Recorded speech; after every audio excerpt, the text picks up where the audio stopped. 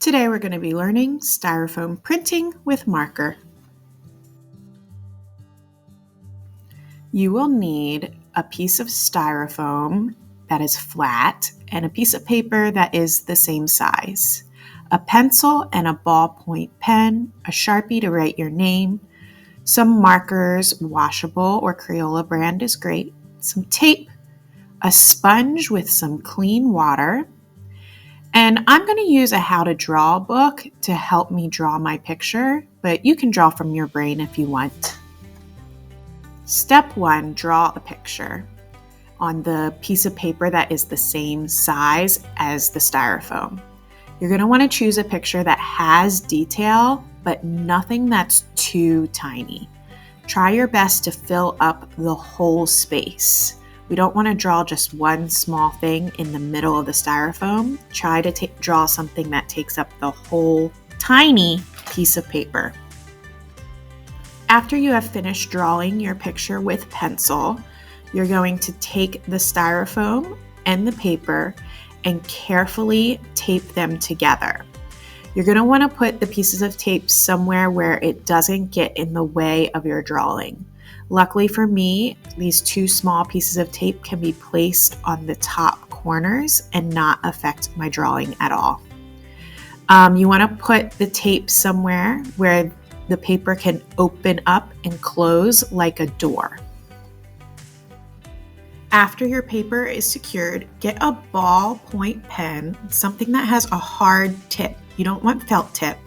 Also, make sure the pen doesn't wash away with water and trace the lines that you have drawn in your picture.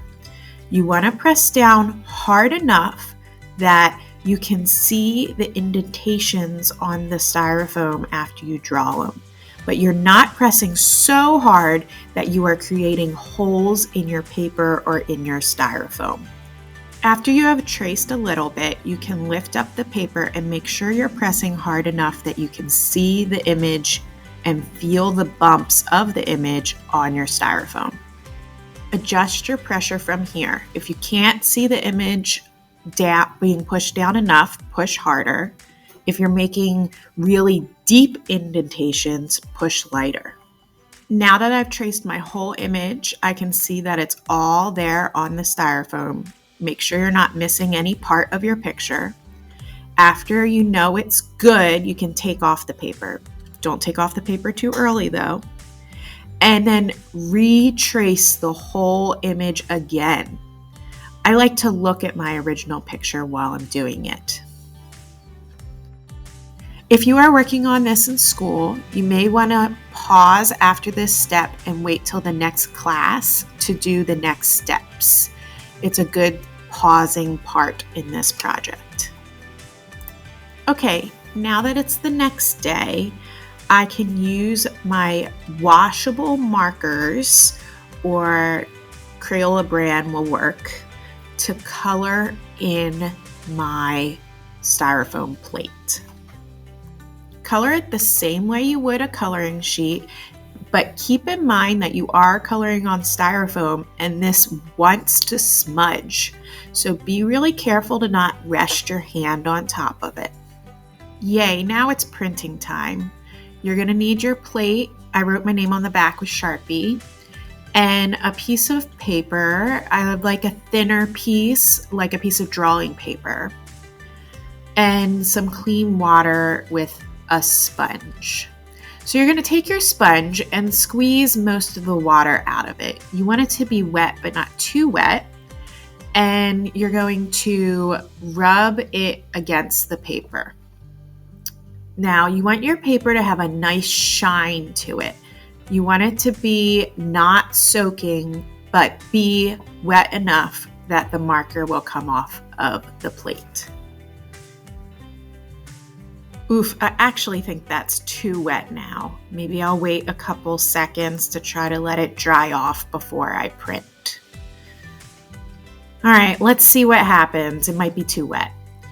Place your plate in the middle of your paper the best you can. Once you put it down, do not pick it up again.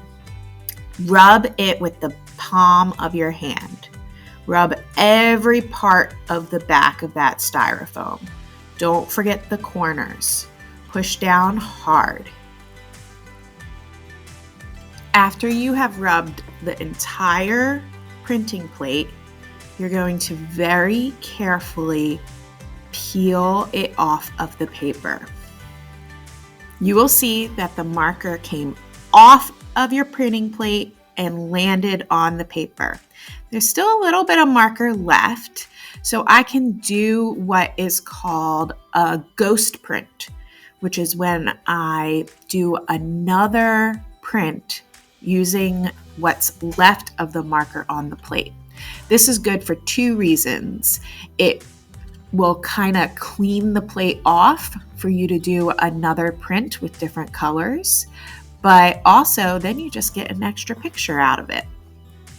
Now this second picture is not as bright and vibrant as the other one, but there's not as much marker left on the plate, so that makes sense. After you have made a ghost print, you can color the whole thing in again. You can use different colors or the same color. That's your choice. And then you can make as many prints as you want. Just remember, every time you print it, do the first print and then a second print and then color again.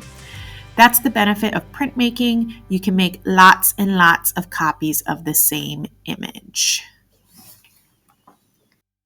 And that's styrofoam printing with markers. Let's get started.